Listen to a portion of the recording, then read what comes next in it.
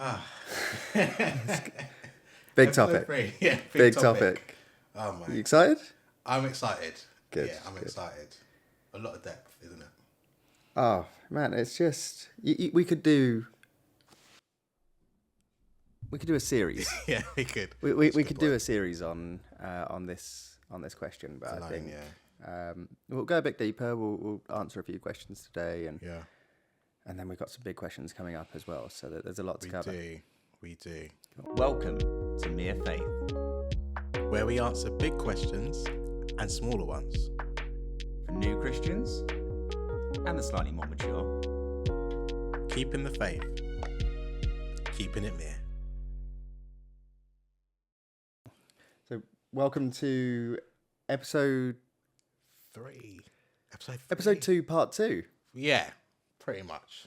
I think we got talking last time about theodicy and why, if there's a God, why do bad things happen, and time ran away with us, so we decided to chuck a part 2 for this one in, because it's just such a big question. It is. It's the biggest question. Yeah, literally, it is. We've started with the biggest ones, isn't it? Yeah.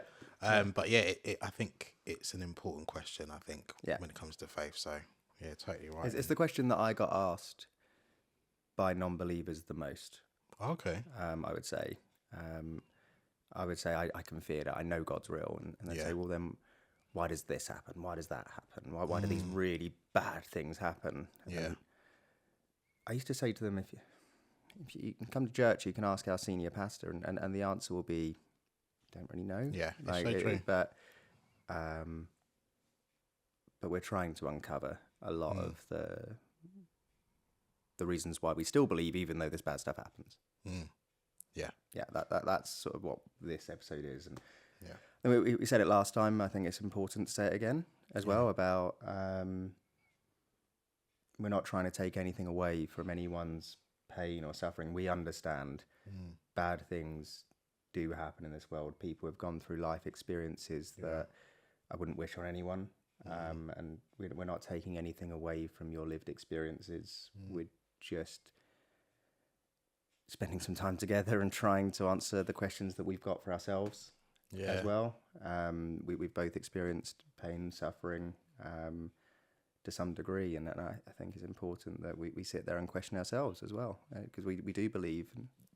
Yeah, and this week I've had questions since we last spoke. It's just like, it's that tension between, do I pray for God to come through in it, or do I allow him to let me experience it? Does he want me to stay in it this process a bit longer?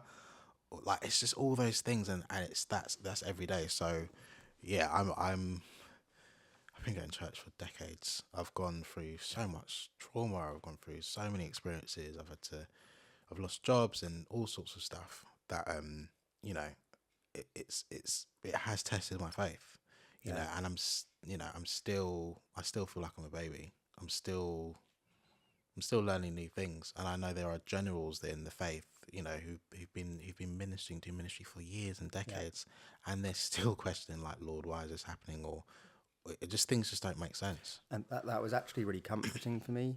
So I got speaking to one of our senior pastors, and they'd done a sermon a few days before about they'd woken up and they were doubting. They were going for a walk, and they prayed on it, and luckily they found that faith again pretty quickly. But it was so comforting to hear that even one of our senior pastors in the church still has those days. We're all still children looking for an answer, and I believe the answer is right in front of us. But that is a comforting thought. So where do you want to start? Because it's when we talk about suffering, there's so many directions we can go. Where you're the I'm the newbie. This is just me asking you questions, really. Should we start with Job? Job. Should we go with Job? I was about to say I like the story of Job, but that's a really, really horrible thing to say. What a guy! It is. What a legend. So do you want to just, for anyone that's sort of new to faith? Yeah. I'm familiar with the story of Job. There's lots of stories in the Bible I'm still not quite familiar with, but I am familiar with this one. But for anyone that's new to faith, do you want to just give us a bit of an overview on this story? We're not going to have time to read the whole thing today. Yeah. So Job was a man who was upright, who was blameless, who was considered righteous, and Satan actually went to into the courts of heaven and pleaded and went to God and with an accusation, and God said, "It doesn't matter what." This is me paraphrasing a lot. It doesn't matter what you put my faithful servant through, he will still serve me. He will still obey me. And things happened to Job. So he lost he lost family members, he lost wealth, he lost belongings, he lost possessions, and at one point Job even cursed the day that he was born. And he questions God as well. Yeah, Like he literally by the end of his journey of suffering, and it's a good read because it's someone that has gone through more suffering than I think 99% of people will suffer in their life. Yeah. Loss of children, loss of business, loss of health. I think his wife it survives, as I remember, but it's still him and her experiencing all of the suffering, and in the end he doesn't lose his faith, but he does lose his rag a little bit. He has these three friends. I can't remember their name now.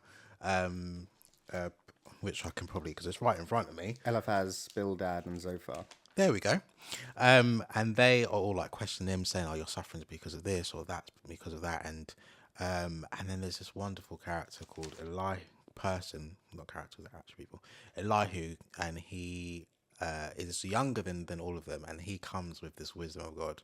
And Job, because Job thought he was righteous, he thought that this suffering shouldn't be happening to him. He's saying, in Job 31, he made a covenant with his eyes. So even, because I think Job was written around like sort of Genesis time, so around the time of like Moses. 1800 BC. Wow. So the NLT has a little story brilliant. beforehand, gives you an overview on the story and dates and people. It's quite useful. That's good. Yeah, it's good. I love the NLT for that. I think it was before Job is quite an early book. So before even like the law about adultery or even years before Jesus came about, Job made a covenant with his eyes and was like, I'm not gonna even sin, like even though I'm not doing the acts, I'm still going to be faithful to my wife. So Job was doing these things that were actually quite righteous, had a revelation of purity, had a revelation about family. He's a family man. He had his business, but even still he suffered. But Elihu came and basically, God really revealed himself. God was like, do you know where the where snow and hell comes from? Were you there when I created the sun? All these incredible things. And when I read through this, what I loved was God's response. Yeah. That was probably my favorite bit was. If you listen to the last episode, we talked a lot about our human understanding of suffering. Yeah.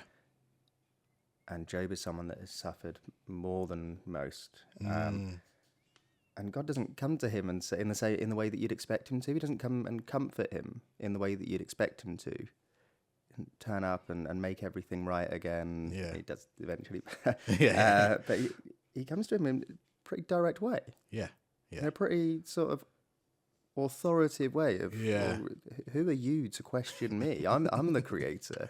Have you done this? Have you done this? Have you done? And it's pages and pages of who created a channel for the torrents of rain, who laid the path for the lightning, who made the rain fall on barren land in a desert where no one lives, who sends rain to satisfy the parched ground and make up the tender grass, and it goes on, and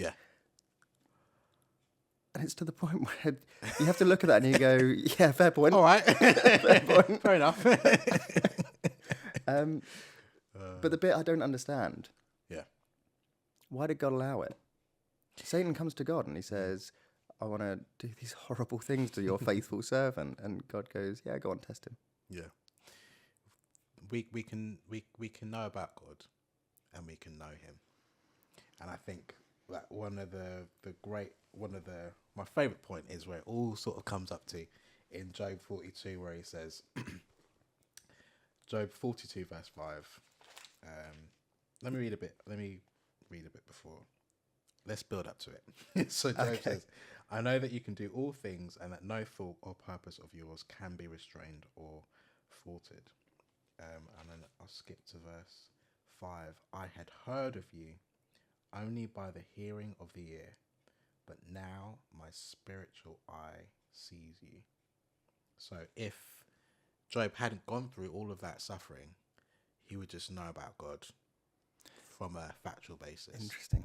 He would just know about God because he's doing these righteous things. And he chose to do those righteous things. He had a sense of human morality, right, is what we're saying. 100%. But he wasn't. Yeah, he was. Now he knows God. Yeah.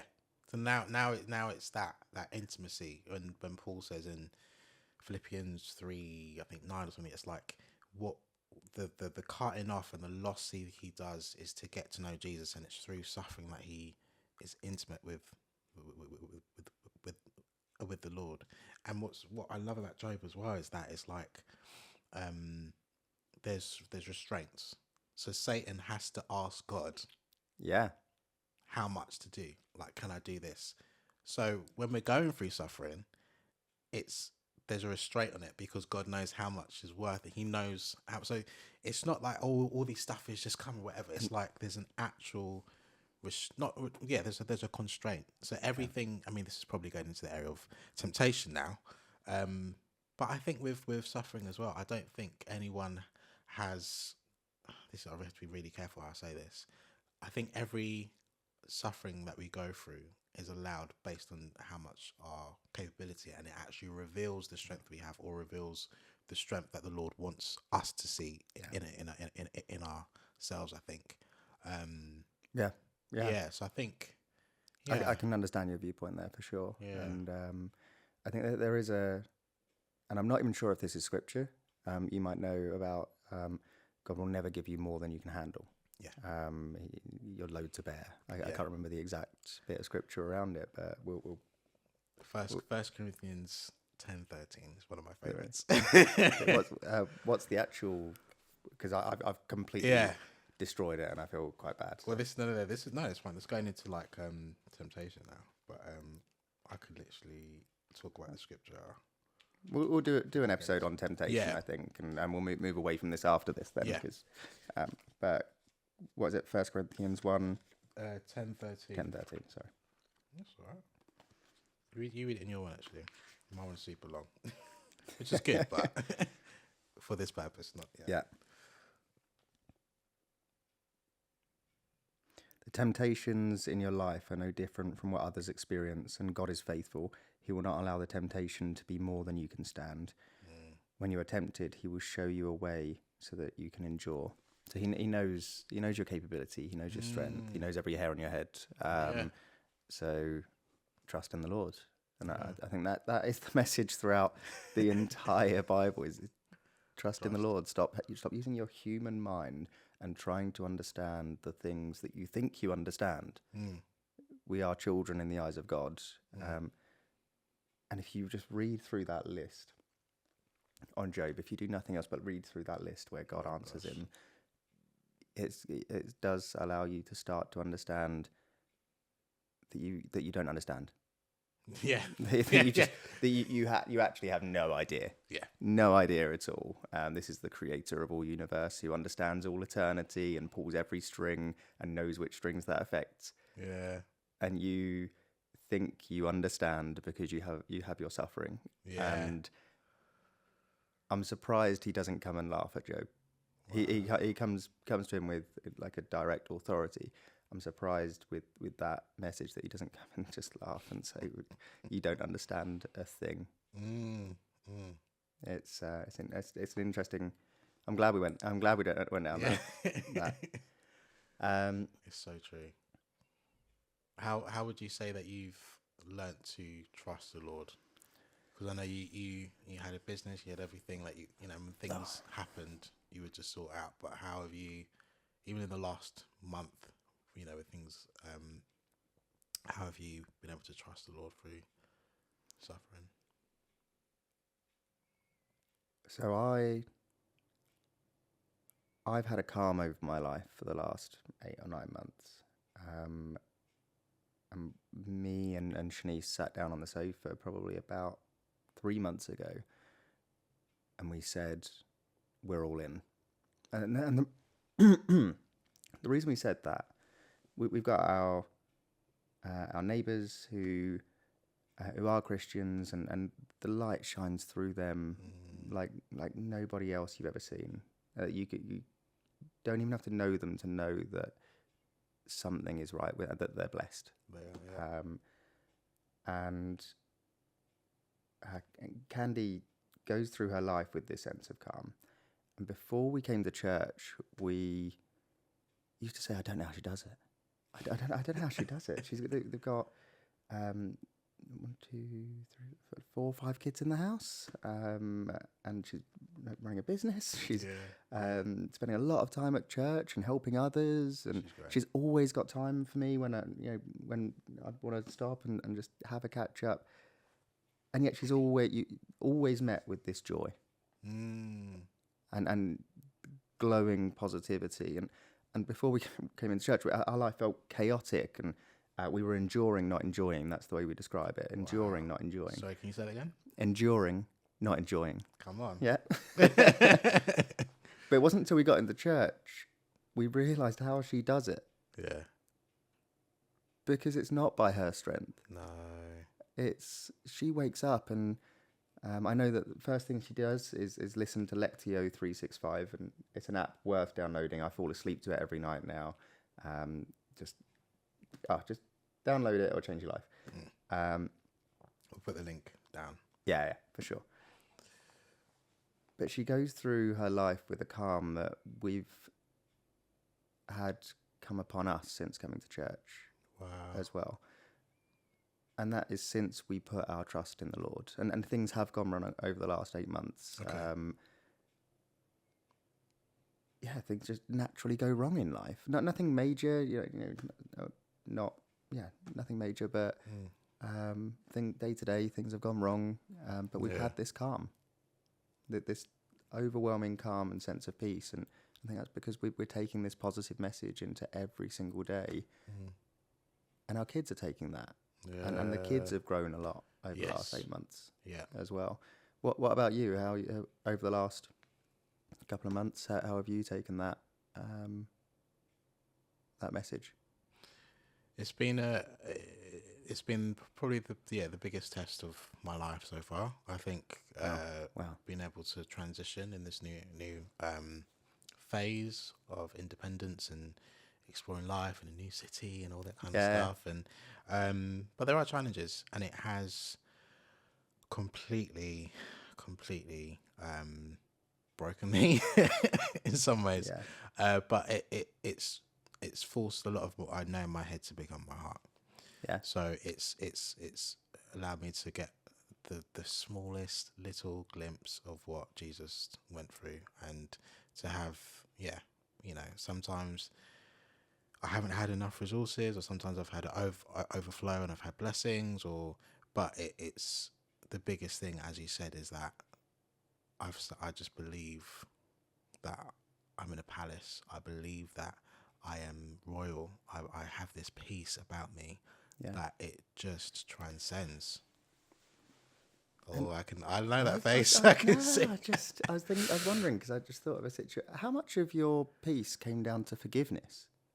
Okay. Because we go through suffering, and a lot of that suffering I found was self-inflicted, and it wasn't until I forgave that I received that peace. I'll go through the personal situation another time, but it wasn't until I just said, I forgive that person. I'm over it, and I that released me. So how much of your situation came down to forgiveness? The biggest person I've had to forgive him is myself. Well, that's the biggest person. It's without crying. It's just realizing that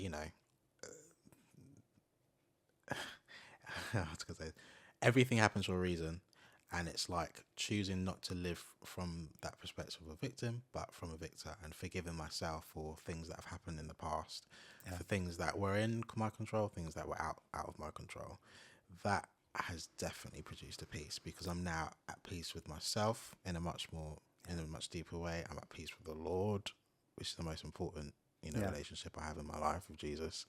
But forgiving myself has been an amazing thing, and as we've been exploring and getting a perspective on those things that weren't in my control, and were the suffering actually, every single circumstance I've been through, every single inch of suffering has all contributed to where I am today. Yeah. And it's forgiving myself, it's been the massive thing, as well as forgiving others as well. That's a whole other realm. But I think you forgive others for yourself. And I was speaking to someone the other day, and they said, I'll never forgive him. I'll never forgive him for this. And I just said to them, you're not forgiving him for him. Yeah. Do it for you. Let it go, because you can't carry that resentment around with you. And I have done in the past, carried it and carried it and carried it, and I'll never forgive them. That's it. And the funny thing is, the minute you say I forgive them, and you mean it, and you think, no, you know what, bygones be bygones, I'm going to forgive them, you're not doing it for them. No, you're not actually giving them anything. What you're giving yourself is freedom. And I think a lot of the reason I've touched on that is a lot of suffering is actually self-inflicted. Wow. And the Bible teaches us, it literally gives us, it's the handbook to peace. And I think if it's the handbook to peace, then I felt that when you were saying that story before, I just felt the word forgiveness come over me. I was like, I've got to just speak that. 100. Because if when we go through suffering, we can build that unforgiveness, isn't it? We can hold bitterness towards God for things we've gone through, like for the suffering. We can hold, doctors or people in our life, people who care for us, or people who should have cared for us, or whatever. Situations, business, like the suffering we go through, we can, hold unforgiveness, but we're commanded to forgive. It's an actual commandment, and there's so much medical evidence about the actual toxins and the health benefits of when we do forgive, and when we have more positive thinking. So when we then do it in the spirit, and the Lord helps us, like spirit, soul, and body, like there's nothing that the enemy can have a claim on us. Unforgiveness is such a thing that legally, when we hold that bitterness and we hold that grudge, the enemy runs a riot. And one of the last things Jesus did on the cross was say, forgive them, for they know not what they do. And it's something like, is that right? Yeah. Should we go to it? Let's go to it. I don't know where it is. It's gonna be Matthew, isn't it? It must be. Matthew would definitely have recorded that. I feel like that's a very kingly thing. Matthew.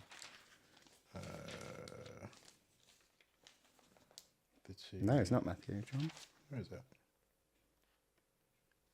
Crossing notes. Forgive them, for they know not what they do. No, they're saying it to the people. This is why the Bible app is really good, because you can just type it in and it tells you exactly where it is. Oh my gosh, where is it? Let's have it. They said one on the right and one on the left, but Father, forgive them, for they know not what they do, right? You found it, yeah. Oh, it was. I was getting confused now. Okay, cool. Okay. So, so Luke 23, verse 34. So before he's been crucified, criminals, one on the right, and Jesus prayed, Father, forgive them, for they know not what they do.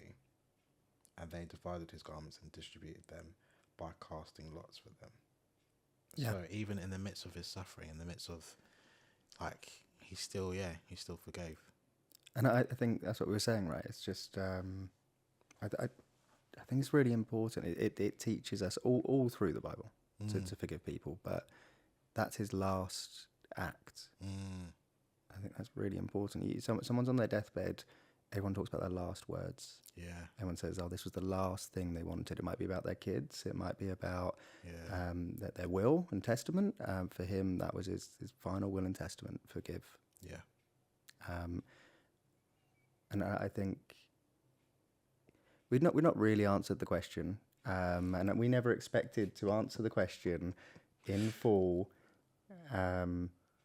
Why do bad things happen? But I feel like we've made a dent in it, and hopefully we've provided some comfort along the way to your journeys. And if the message that you take away from this is that I need to forgive someone and move on, and you know, for myself, then if one person does that, and if it's you, comment please. Then that what a great episode. It's just powerful. I just want to finish with this. Yeah. Psalm 77. I will find this quickly. Psalm 77 is where... We're going to edit out how long it took us to find that quote, aren't we? You guys will never know. You will never know.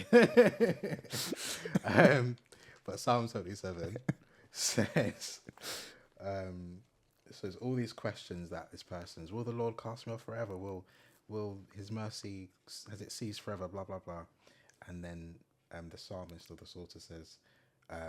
but I will earnestly recall the deeds. And verse 19, chapter 77 says, your way in delivering your people was through the sea, and your paths through the great waters. Yet your footsteps were not traceable, but were obliterated. Which I just think is amazing. We see, you know, Red Sea in the Old Testament, going through the waters, Yeah. you know, creating a way. We've got Peter walking on water. Yep. You know, Jesus was saying you have to come. Like Peter jumped out of the boat, and Jesus was walking on water. But yeah, and I just love that verse where it says, God's way was through the sea. yeah, Not like around the sea, not below the sea, not above the sea, but through the sea. yeah. But it is that promise that He will actually deliver us through it, which I think is beautiful. Yeah.